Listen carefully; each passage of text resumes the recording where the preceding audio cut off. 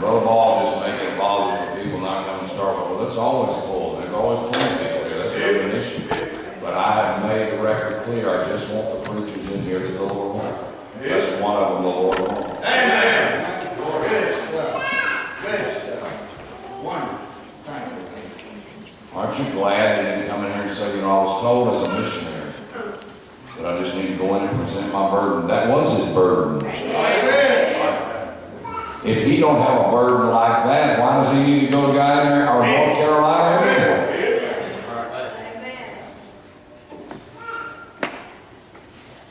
How the longitude and latitude of Guyana is not going to change your situation this morning. And we'll hear all that later. There's plenty of time for that. I want to support preachers. Amen. Amen.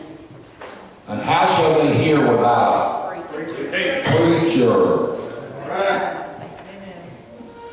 Missionaries used to be preachers. And there's still a few of them out there. And out of nowhere, Brother Rose, Sir. how'd you hear about the meeting? How'd you know about it? What went on? Online. Online. And you still can? You see, there are things that you believe that repel some people. Sure. There are missionaries. I believe there's one that called me this morning. The reason he's not coming, I believe he went online. Yes. The reason this one did come is it went online. Amen. Your testimony, no matter what it is, will always repel some people and attract some people. Right. Love of Jesus. Laura, I wonder if y'all could just gather around the piano. It's usually a choir song, and if we need to go with the choir, there's no need down there. Could y'all, girls that sing together, sing that? You think y'all can put that together for me? Let's just bring the choir out. Here's what I want to do. I want to dedicate this song again to the Rhodes family. Amen. And there may be some people in here that need to get some help this morning. Let me say this about Sister Rhodes. One of the prayers that your preacher prays in this meeting is for the missionary's wife. And Brother Rhodes just heard about the meeting. I don't know who. I guess he called or whatever, like missionaries do. And I'd never met him. He called yesterday or whenever and said, I'm coming down. I'll get the motel. But I love the way the Lord leads. I felt like he was supposed to preach this morning. Amen. I'm glad there weren't 10 missionaries in here and I had to choose. I knew who was supposed to preach. Preacher, let me encourage you to continue to do that. We'll talk about your deputation later, your money and all that. But let me encourage you to never get away from being a preacher first and a missionary second. Right. And I don't care, and I get in trouble for statements about like I'm fixing to make. I don't care what any mission board tells you. Amen. I don't care what anybody tells you. Right.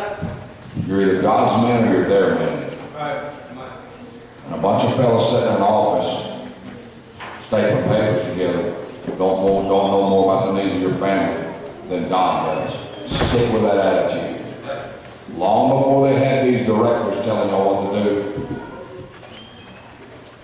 there was a God saying, join thyself to this chariot, go down to Gaza. The greatest, I had a young preacher come to me, Brother Ball, after 30 years of pastor,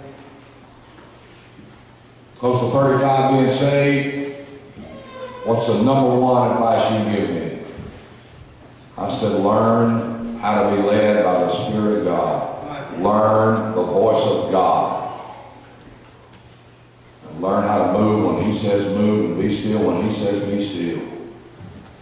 Nothing else matters if you don't know that. What about that message from the lost people? First thing I noticed in that text, Josh read it how many times? Go down there, God said, I'm going to give you a message from your enemy. And we love to get messages from our friends. But if you'll listen to these sinners talk, they don't even know sometimes they're encouraging you. I'm not talking about when they say it's good preaching, patting on the back. I was on my way to Thomaston early some morning this week. There's a rough-looking woman that I had met one time in a huddle house while her husband was with her. She was with a woman that used to go to this church in the huddle house. I never spoke to her except for, hey. They're bikers. I ride Harley Davidson. They ride them. I didn't know she worked down in Greenville. I stopped in Greenville early one morning last week to get a cup of coffee. She's the cashier right down here. I recognized her. She said, store's empty. I was the only one there, other man sitting outside. I come in to get my coffee. She said, you are Pastor Ball, aren't you? I said, I am. She said, you remember me? I said, I've seen you somewhere. She said, tell me what was that. Now that I've got you here, I need to ask you something, she says to me. You know, there's a lot of things she said about you in the church. I said, yes, ma'am, I'm over there stirring in the cream. She said, but I got to know something I want to hear from the horse's mouth. Oh, yeah. I said, well, I wish most preachers were like that. You got more guts than most preachers. Amen. I kind of like the way this is going. What do you want to ask me? She said, I heard that if a woman ever wore a pair of pants in your church, you put them out. I said, do you remember who you heard that from?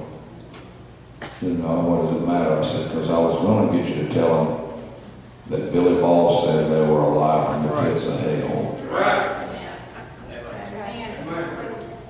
She said, what would you do if I walked in just like I'm dressed? And she had a pair of jeans on so tight you could see every wart on her legs. I said, the question, ma'am, is not what would I do?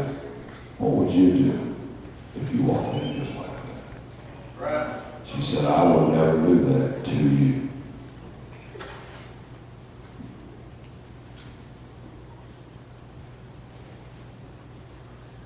I said, you need to come and see what I'm doing. What do you want me to wear? She said, don't ask me, ask your husband. Just come. And whosoever will, let it come. Right. You just get out there. He said, I appreciate you answering my question. I got some more questions to ask you, the people who said when you get tired. I said, that'll be fine. Come on down to church and ask me. Listen to me. That was encouraging to me. I didn't take offense to that. No. That was encouraging. Sometimes you'll get help from the sinners if you'll listen to them. Be very sensitive when sinners are around you, when they want to ask you questions. I was conducting an auction the other day, and I told y'all right after the auction, a man come to me and said, aren't you a preacher? I said, yeah. Started weeping. He'd been sitting there buying stuff. Pray for me and my family, please. Would you like to be specific? No, I can't right now, but please pray for me. Another message from sinners, that they still have confidence in preachers and still believe that prayer could help them. And once in a while, God will send you down to the enemy to get a message of encouragement. What about that servant that was with him? Is it Pua? I don't know if he's even mentioned it yet. I didn't take time to look it up. I thank God for some servants I've had around here that when I've been a little fearful in the battle, God said, take them with you. They'll help you out. They'll stand with you. Sometimes all you need, listen, they did a survey one time on people that were suffering. And they asked them, one